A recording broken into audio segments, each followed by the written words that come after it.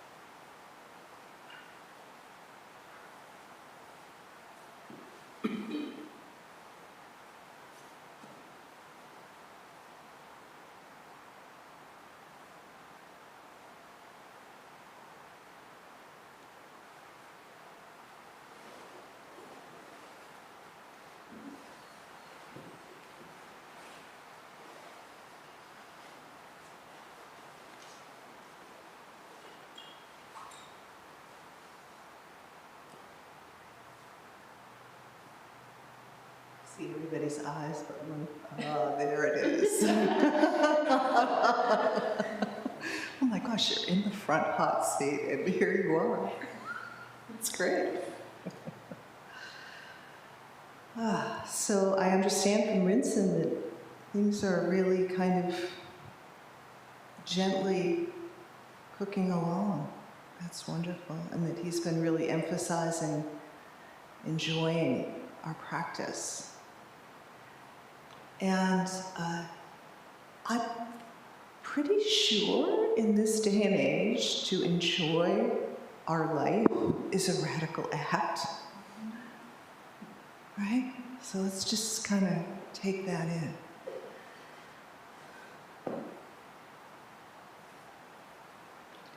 There's so much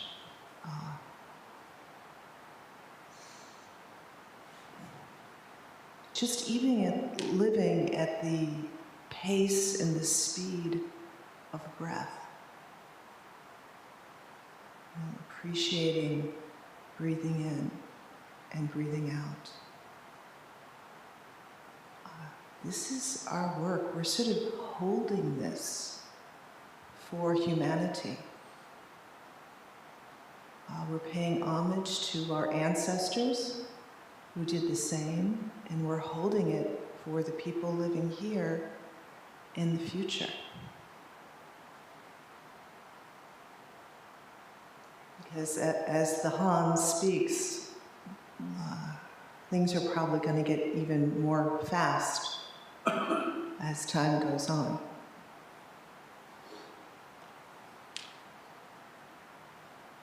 So,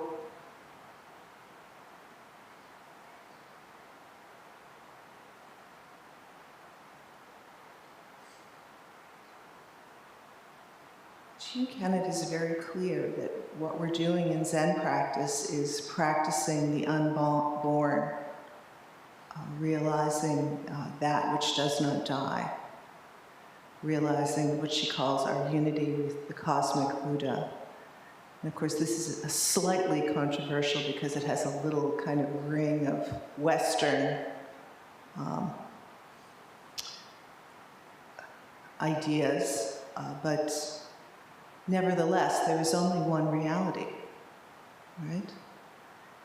There's not a Christian reality and a Buddhist Buddhist reality and an Islamic reality. There's one reality. And we're all practicing it together. And somehow the gate of that reality is settling down on the seat that we're in, settling into the wisdom and the knowledge of our body. And it's a little bit confusing because, hey, I don't think I really want to trust this body. I mean, it's like actively in stages of dying as soon as I'm born. Who wants to trust that? Right? Seriously. There's always that feeling of like, you know, at any moment, anything could happen. I mean, you could wake up and end up in the hospital.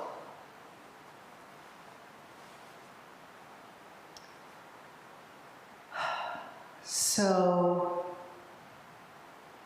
there's this sort of mysterious,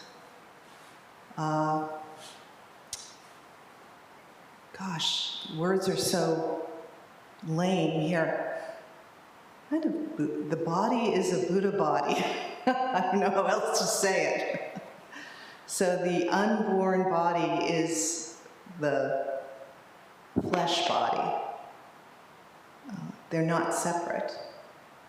It is, you know, it is said in the Mahayana when we die, there are three bodies of the Buddha that we travel with. The Dharmakaya, the body of the Absolute, the Sambhogakaya, the bliss body or the reward body, and the Nirmanakaya, which is the manifest body when we, of course, fulfilling our bodhisattva vows, return to give it one more college try in the realm of samsara, doing our best.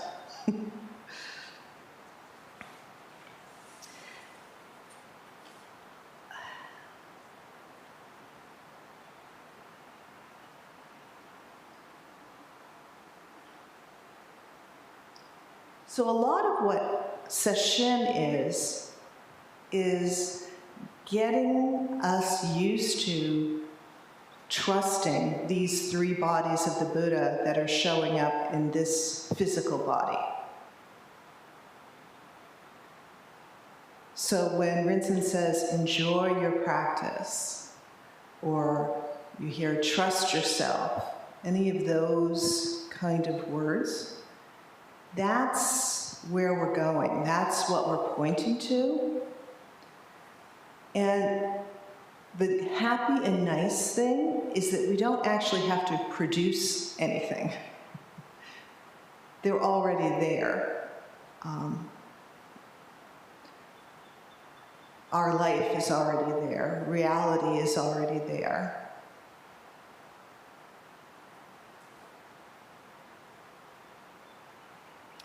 You know, when we say, drop the story and prefer the breath, this is actually strengthening our capacity to say yes to the reality of the unborn. This is the path to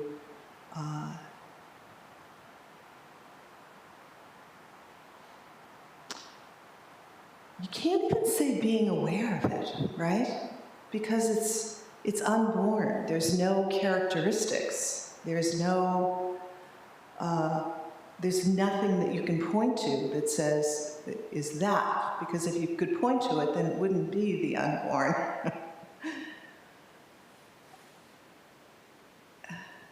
You know, those of us who study the great mystery, that is the great mystery. We are the great mystery. You know, I like to test my practice in the charnel grounds of Walmart, and I found another charnel ground yesterday, which was Office Max. As I was driving up in the parking lot, I'm like, okay, gird your loins, you're going into Office Max. And I don't know, it was the weirdest thing. It was like something was carrying me and was sort of carrying all of the people that I was interacting with at Office Max. And it was like, it was this really beautiful dance of recognition as we were like getting those ox herding pictures printed so that we can reframe them. And of course, you can't say what that is, but you know it's there. And the other person that you're interacting with knows it's there, and there's this sort of like softening and tenderizing, and all right, let's see what we can do together, right? That's what we're practicing. And God knows that's taken me about 40 years to kind of ride that wave, right? But only because of stubbornness, honestly. Wanting it a certain way, thinking it's going to be this way, terrible, and girding my loins, and I'm ready for battle, right? But we're practicing non-violence, non-battle. And this koan is really such a lovely demonstration of that. So one day, Layman Pang and his daughter, Ling Xiao, were out selling bamboo baskets. Coming down off a bridge, the layman stumbled and fell. When Ling Xiao saw this, she ran to her father's side and threw herself to the ground. "What are you doing?" cried the layman. "I saw you fall, so I'm helping," replied Ling Xiao. Luckily, no one was looking. So that luckily no one was looking isn't just like, oh, thank God there was nobody around to see how embarrassing that move was for you to just flop yourself on the ground. I remember actually one time I fainted in the doctor's office and I was flopped on the ground. And my mother was so upset with me, she started kicking me. "Get up, get up, get up, get up." Because she was embarrassed that I had fainted in the doctor's office. The mystery of the unborn was ever present there, neither increased nor decreased by that moment. So when they're both operating out of this intimacy with the unborn, so when she sees her dad fall, normally we think, "Oh, are you okay? Let me help you up." And of course, that is part of it, right? But that's not the first and only aspect. And Pang's daughter is pointing out this, how does the unborn function, right? She goes to immediate identity, total and complete identity, no separation between her father's action and her action. That one body of the Buddha, right? Talk about meeting someone where they're at, right? She's meeting him where he's at. And of course, I think there's a sort of a playfulness going on here because I suspect she knew that he wasn't really hurt anyway.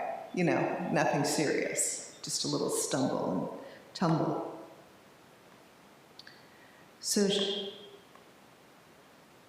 And he was sort of, I think he was testing her. What are you doing? Right? How lovely to have a family like we have here, that we're all studying the way together, and we get to test each other and polish each other and show each other the truth of our life, meet each other exactly where we are. So it was a little bit of a test there. What are you doing? I saw you falling, so I'm helping. Well, there's a case that we work on in the miscellaneous columns. How do you save a hungry ghost? And I'm not going to give you the answer because I want you to see it for yourself. But it has everything to do with, I saw you falling, so I am helping.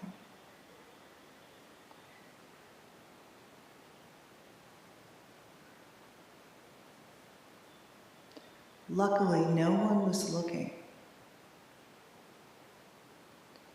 So, Pong's great question, the dad, he asked this question several times every time he met a Zen master. And the question was, who is the one who is not a companion to the 10,000 things? So he was asking, what is the unborn? What doesn't come and go? What doesn't change? And he first asked that question to Shitao, and Shitao put his hand over Pong's mouth. And that was his answer. And then later, Pong asked the same question. Who is the one who is not a companion to the 10,000 things? To, I think it was Mazu. And Mazu said something like, I will tell you after you've swallowed the Chinese version of the Mississippi River. Yes. So you can see where, in both instances, we're far, far, far away from the logic and the normal way of understanding things. And this is what we're practicing here. We're practicing entering into the great reality that knows no coming or going, no up and down, past, present, future. Totally reliable, totally trustable.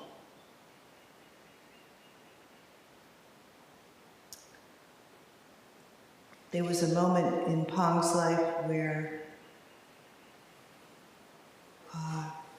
towards the end of his life, he was leaving one of the monasteries, and a monk at the gate said, Layman Pong, where are you going? What's going on? And Layman Pong said, lovely snow, flake after flake, does not fall any other place. And of course, we all know our dear Secho is named after this particular expression from Layman Pong. Pong also gave us, let's see, I can do it by heart, but it won't be as pretty, I think. That famous Zen quote that I think you see on all teacups and plates and little posters or whatever. How miraculous,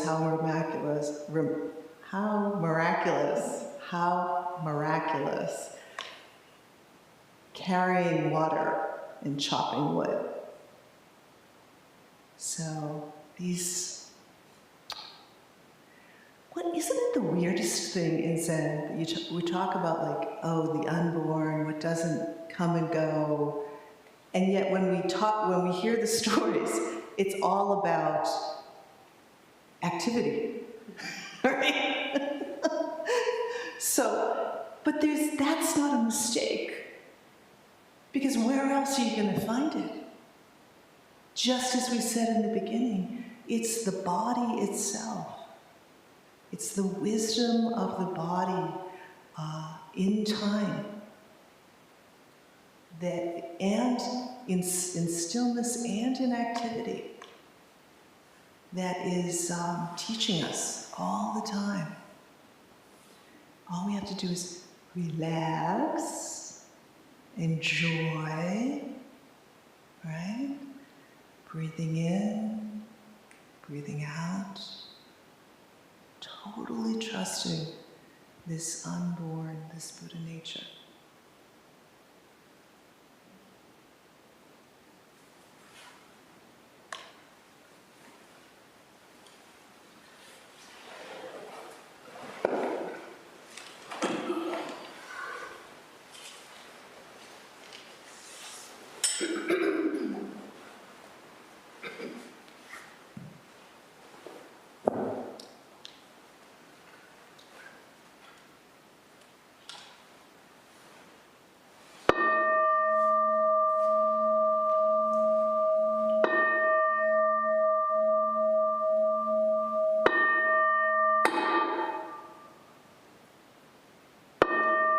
Beings are numberless.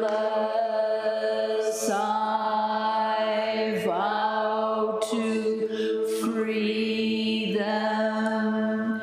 Delusions are inexhaustible. I vow to end them. Dharma gates are boundless. I vow to enter them. The Buddha way is unsurpassable. I vow to embody it. Beings are numberless. I vow to free them. Delusions are inexhaustible. I vow to end them. Dharma gates are boundless. I vow to enter them. The Buddha way is unsurpassable. I vow to embody it. Beings are numberless. I vow to free them. Delusions are inexhaustible. I vow to end them. Dharma gates are boundless. I vow to enter them. The Buddha